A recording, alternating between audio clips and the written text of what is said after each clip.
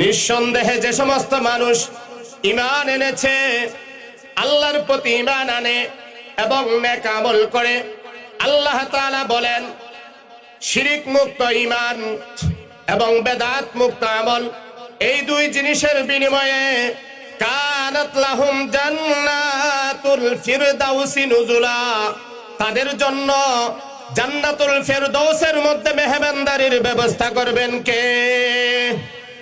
এই জন্য সফলতা কোন পথে? আপনি জান্নাতে যাইতে পারলে আপনার জন্য সফলতা।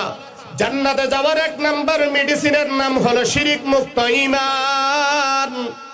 জান্নাতে যাওয়ার দুই নম্বরের মেডিসিনের নাম হলো বেদাত মুক্ত আমল। শিরিক মুক্ত ঈমান, বেদাত মুক্ত আমল নিয়ে যদি কবরে যাইতে পারেন, আল্লাহর ঘোষণা অনুযায়ী আপনার জন্য রয়েছে জান্নাতের মেহমানদারি। 3 নাম্বার, জান্নাতে যাওয়ার 3 নাম্বার মেডিসিনের নাম দেখি বলুন। আলহামদুলিল্লাহ, আলহামদুলিল্লাহ। আজকের মাহফিল সফল। এই যে কথাগুলি মনে রাখছে, মনোযোগ আছে, এটা বোঝা যায়। 3 নাম্বারের মেডিসিনের নাম গুনাহমুক্ত জীবন। গুনাহমুক্ত জীবন, গুনাহমুক্ত জীবন কেন জরুরি এবং আজকে আপনাদেরকে আমি কিভাবে গুনাহ থেকে মুক্ত হতে পারেন সেটা বুঝাবো ইনশাআল্লাহ।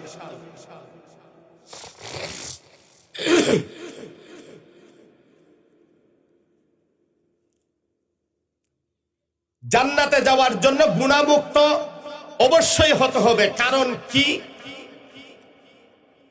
উদাহরণ দিলে বুঝবেন। আপনাদের পানাম জুডার দেউল পানাম 3 মসজিদে কেউ যদি শরীরের মধ্যে নাপাকি ময়লা, স্পষ্ট করেই বলি, কোনো পায়খানা মেখে যদি মসজিদে ঢুকে, তাহলে তাকে কি আপনারা ঢুকতে দিবেন না বের করে দিবেন? কেন? কেন না? শরীরে ময়লা। মসজিদ কিন্তু জান্নাতের বাগান, এটা জানেন? এটা প্রমাণ শুনেন।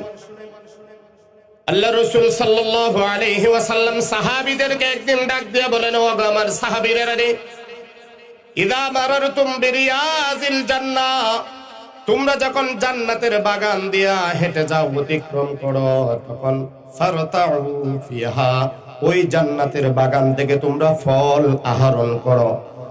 সাহাবায়ে কেরাম নবীজিকে প্রশ্ন করলেন, ইয়া রাসূলুল্লাহ, কই জান্নাতের বাগান কোনটা দুনিয়ার মধ্যে, এবং জান্নাতের বাগানে দুনিয়াতে ফল কিভাবে খাবো?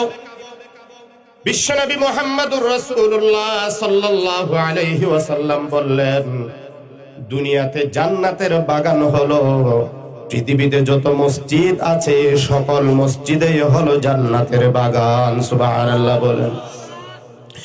সাহাবায়ে কেরাম আবারও প্রশ্ন করলেন, ইয়া রাসূলুল্লাহ,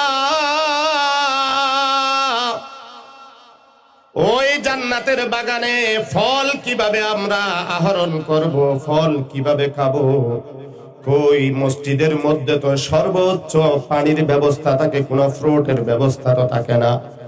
তখন বিশ্বনবী সাহাবীদের এই প্রশ্নের উত্তরে সুন্দর করে একটা জবাব দিয়েছেন।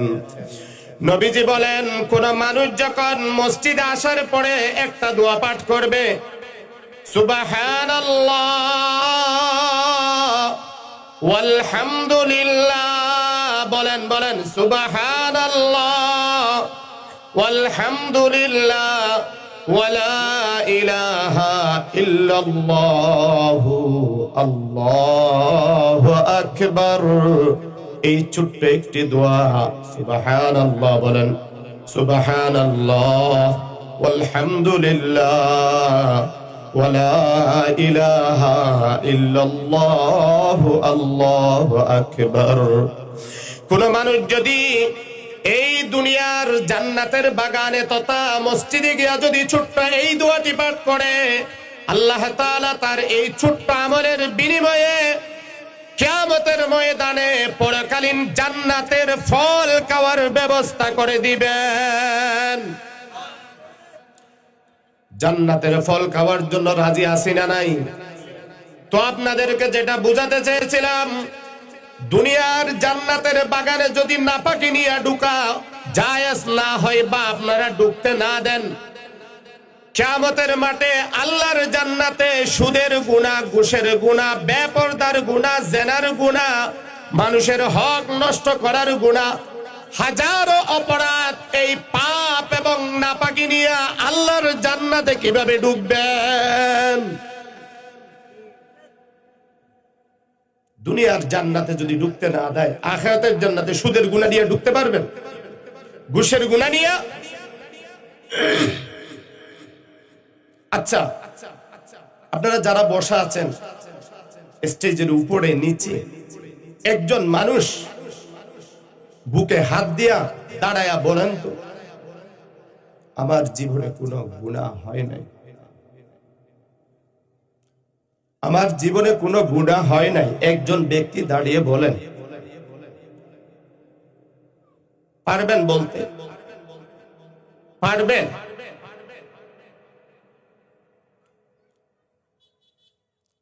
অথচ কালকে কিয়ামতের ময়দানে আপনার সামনে যখন আপনার আমলনামা খুলে দেওয়া হবে, আল্লাহ বলেন ওয়াউদিয়াল কিতাব, আপনার যখন আমলনামা আপনার সামনে খুলে দিবে, ফাতারাল মুজরিমিনা মুশফিকিনা মিম্মা ফিহি, ওই আমলনামায় যে গুনাহ আছে, গুনাহ দেখার পরে আপনি ভীত সন্ত্রস্ত হয়ে যাবেন এবং বলতে থাকবেন ফায়াকুলু মালি হাযাল কিতাব, ওগো আল্লাহ, এটা কেমন আমলনামা, এটা আমার কেমন রেকর্ড, লা ইউগাদিরু সাগীরাতান ওয়ালা কাবীরা, একটা ছোট্ট গুনাহ করেছিলাম, একটা বড় গুনাহ করেছিলাম, কোন গুনাহ বাদ যায়নি, সব গুনাহ এই আমলনামায় উঠে এসেছে। মালি হাযাল কিতাব, এটা কেমন কিতাব? হায় আফসোস, আল্লাহ তাআলার কাছে অভিযোগ দিয়া বলবে, আল্লাহ আমাকে যদি দ্বিতীয়বার আরেকবার পৃথিবীতে যাওয়ার সুযোগ দাও, আমি কোনো গুনাহ করব না।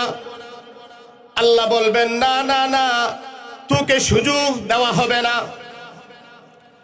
কালকে কিয়ামতের মাঠে যখন সিংহায় ফু দিবে, ফাইযা নুফিখা ফিস-সূর ফালা আনসাবা বাইনাহুম ইয়াওমাইযিন ওয়ালা ইয়াতাসাআলুন,